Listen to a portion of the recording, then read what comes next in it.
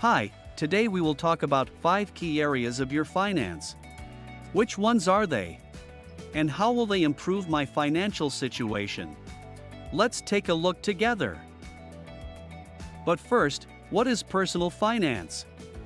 Personal finance is a term that covers managing your money as well as saving and investing. It encompasses budgeting, banking, insurance, mortgages, investments, and retirement, tax, and estate planning. Individual goals and desires and a plan to fulfill those needs within your financial constraints also impact how you approach the above items. To make the most of your income and savings, it's essential to become financial wise and make intelligent financial decisions. The 5 areas of personal finance are income, saving, spending, investing, and protection. Income is the starting point of personal finance. It is the entire amount of cash inflow that you receive and can allocate to expenses, savings, investments, and protection. Income is all the money you bring in. This includes salaries, wages, dividends, and all other sources of income. Spending is an outflow of cash and typically where the bulk of income goes. Spending is whatever an individual uses their income to buy. This includes rent, mortgage, groceries, hobbies, eating out, home furnishings, home repairs, travel, and entertainment. Being able to manage spending is a critical aspect of personal finance. Individuals must ensure their spending is less than their income, otherwise, they won't have enough money to cover their expenses or will fall into debt. Savings is the income left over after spending. Everyone should aim to have savings to cover large expenses or emergencies. However, this means not using all your income, which can be difficult. Regardless of the difficulty, everyone should strive to have at least a portion of savings to meet any fluctuations in income and spending, somewhere between 3 and 12 months of expenses. Beyond that, cash idling in a savings account becomes wasteful because it loses purchasing power to inflation over time.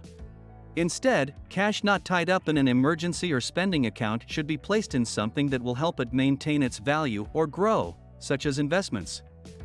Investing involves purchasing assets, usually stocks and bonds, to earn a return on the money invested. Investing aims to increase an individual's wealth beyond the amount they invested. Investing does come with risks, as not all assets appreciate and can incur a loss. Investing can be difficult for those unfamiliar with it. It helps to dedicate some time to gain an understanding through readings and studying. If you don't have time, you might benefit from hiring a professional to help you invest your money. Protection refers to the methods people take to protect themselves from unexpected events, such as illnesses or accidents, and as a means to preserve wealth. Protection includes life and health insurance and estate and retirement planning. Alright, I know how much I make and spend, but can I do something with it? Of course, we will use this knowledge on creating a financial plan. The sooner you start financial planning, the better, but it's never too late to create financial goals to give yourself and your family financial security and freedom. Here are the best practices and tips for personal finance. It is all for nothing if you don't know how much you bring home after taxes and withholding. So before deciding anything, ensure you know exactly how much take-home pay you receive. A budget is essential to living within your means and saving enough to meet your long-term goals. The 50-30-20 budgeting method offers a great framework. It breaks down like this. 50% of your take-home pay or net income goes toward living essentials, such as rent, utilities, groceries, and transport. 30% is allocated to discretionary expenses, such as dining out and shopping for clothes. Giving to charity can go here as well. 20% goes toward the future, paying down debt and saving for retirement and emergencies. It's never been easier to manage money, thanks to a growing number of smartphone personal budgeting apps that put day-to-day finances in the palm of your hand. It's important to pay yourself first to ensure money is set aside for unexpected expenses, such as medical bills, a significant car repair, day-to-day expenses if you get laid off, and more. The ideal safety net is 3 to 12 months of living expenses.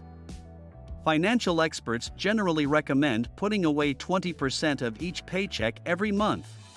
Once you've filled up your emergency fund, don't stop. Continue funneling the monthly 20% toward other financial goals, such as a retirement fund or a down payment on a home. Limit and reduce debt. It sounds simple enough. Don't spend more than you earn to keep debt from getting out of hand. But, of course, most people have to borrow from time to time, and sometimes going into debt can be advantageous, for example, if it leads to acquiring an asset. Taking out a mortgage to buy a house might be one such case.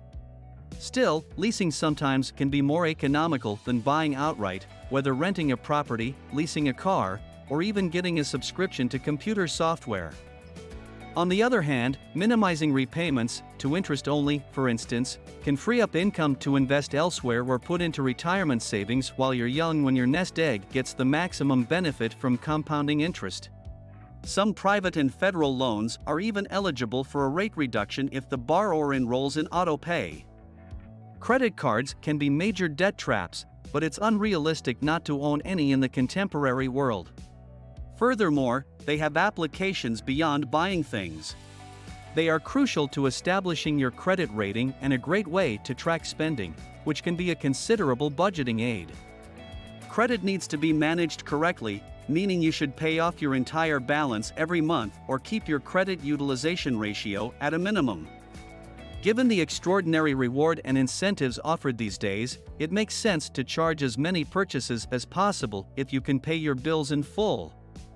To protect the assets in your estate and ensure that your wishes are followed when you die, be sure you make a will and, depending on your needs, possibly set up one or more trusts. Periodically review your policy to ensure it meets your family's needs through life's major milestones. Retirement may seem like a lifetime away, but it arrives much sooner than expected. Experts suggest that most people will need about 80% of their current salary in retirement. The younger you start, the more you benefit from what advisors call the magic of compounding interest, how small amounts grow over time.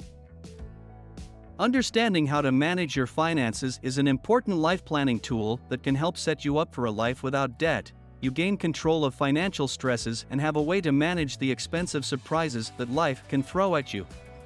That's all for today. I hope you liked the video and I helped you navigate through your financial situation.